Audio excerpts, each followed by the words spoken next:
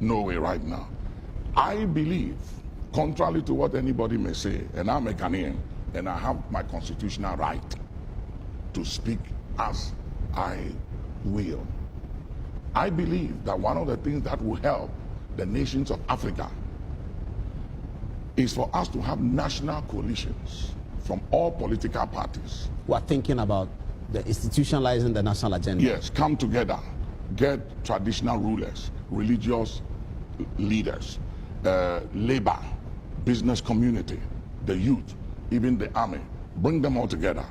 Let's have and let's come together with a national agenda of what we want in this country. For instance, in Rwanda, it's a law that nobody sleeps in mad houses. Nobody. You don't build a mad house. You pull it down. It's against the law. Let's have a national agenda as a people that we work on. And let's agree that the next 25 years, there will be no, what do you call it, every 4 years election. No election. 25 years, no election. This is serious. Every 5 years. I like that. I like every that 5 years, we should appoint a president. Appoint a president from among the people, the parties that have formed a national coalition. So these 5 years is your party. Next 5 years. Next 5 years is our party. 25 years. Yes. And no election. No election. No party politics. No party no politics. rallies. No rallies. And our agenda is follow, execute, perform the national agenda for the sake of the next generation. What we are doing right now, we are not going anywhere. Because watch this, I'm telling you, what we are doing right now, I want you to stand. Let me show you something. Just stand. If I'm in opposition, just face this way. If I'm in opposition and you are in office, I hold your leg like that. Try to move. Yeah. Try to move. I cannot move. Try to do something. You are not going anywhere. Yeah. I will make sure I circumvent you and sabotage you until you leave office. Wow. And when you also come, same thing. I will also do the same to you. So I don't wish you well, you don't wish me well. So the nation is bleeding. The nation is bleeding, and no continuity, because when you come, everything I've done, you have to condemn it and let the people know that I was a failure, I was a disappointment, and you have come to fix it. Then when you come and face the reality of what is on the ground, you realize that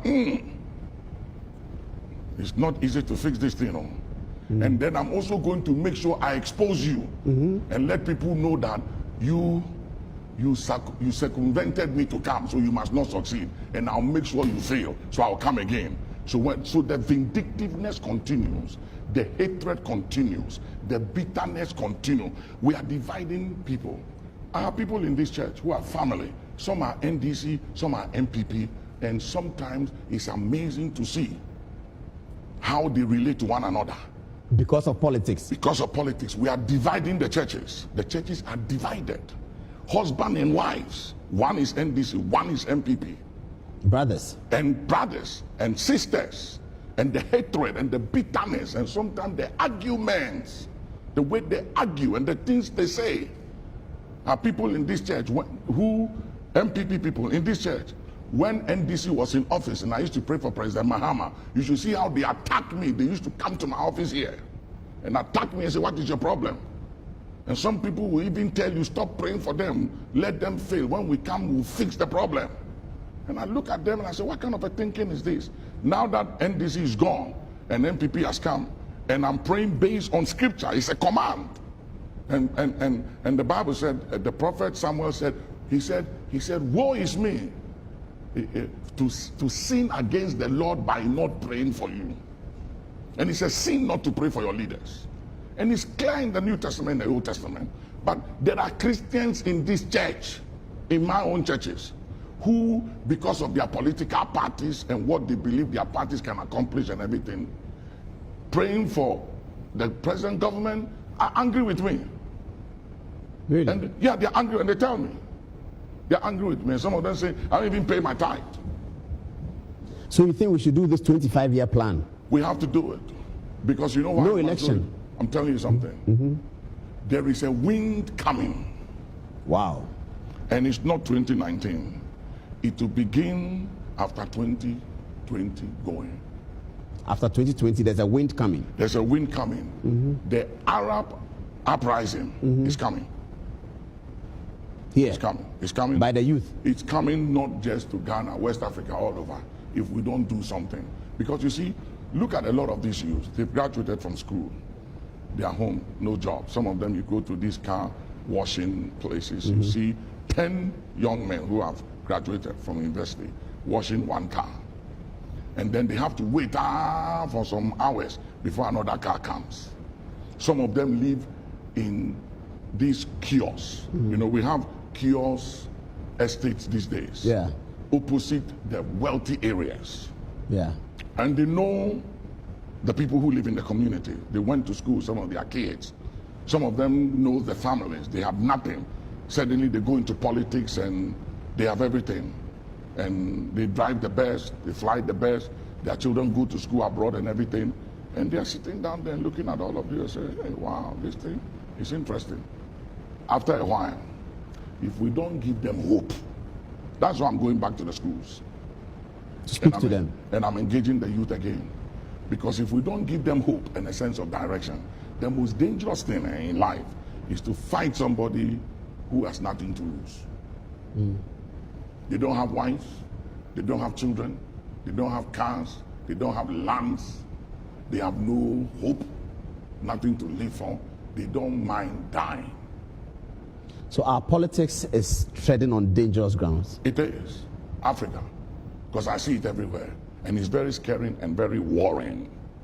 That Will the wind start from Ghana? I don't know, but it's coming to West Africa. After 2020?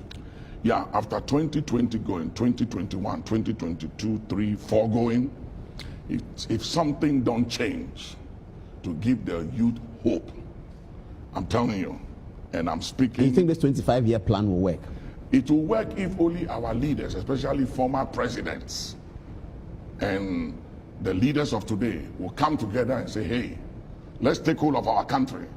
Let's do something, because this party politics, as much as it's democracy and it works, we have to do it in the context of what works with our tradition. You know, and if we don't look at it carefully, it will create an atmosphere that the countries of Africa will become very difficult to govern.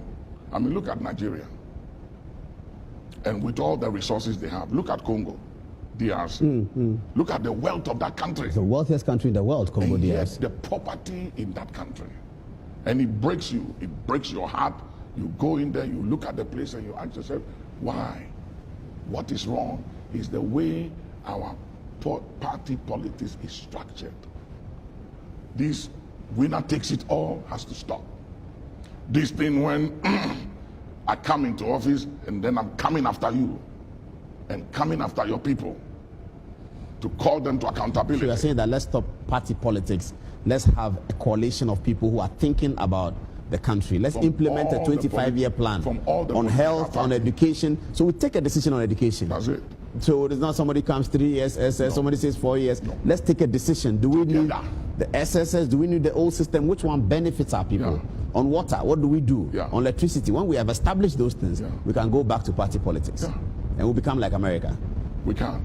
It's possible in our lifetime. Are you giving up on what the church has done over the last 30 years? Because you see, with your leadership, your eminence, the church has had significant interventions in our national life. I agree. I remember the Ebola. You stood up and said a prayer against Ebola. Today we don't talk about it anymore. Glory to God. I remember the Oral Roberts conference. And you have been holding these conferences at the Accra Sports Stadium. You were praying for the nation when the rains came. So all of these interventions have been to hold the nation together. Do I get the sense that you are now giving up on that one and thinking that if our people don't take action, then we are gone? I'm not giving up on prayer for nation. And those spiritual interventions? Yes, I'm worried as a spiritual man of what could happen when people become desperate. You see, desperation comes when people feel like there is no way out. We are stuck. There's no way out. That is where desperation comes. And a desperate man and woman is a very dangerous person. And Jesus said, any kingdom and house divided against itself cannot stand. And the depths of division in this country, with the hatred that goes with it, and the level of bitterness and anger, because of this belongs to this party, that belongs to that party. Paul, I'm telling you, we are sitting on a time bomb. And I'm speaking as a spiritual man. I'm speaking as a spiritual man and as a watchman upon the walls of this country. That we are sitting on a time bomb, and it will not be long. We will face situations, and there's nothing national security can do about it. Because you see, the most dangerous thing,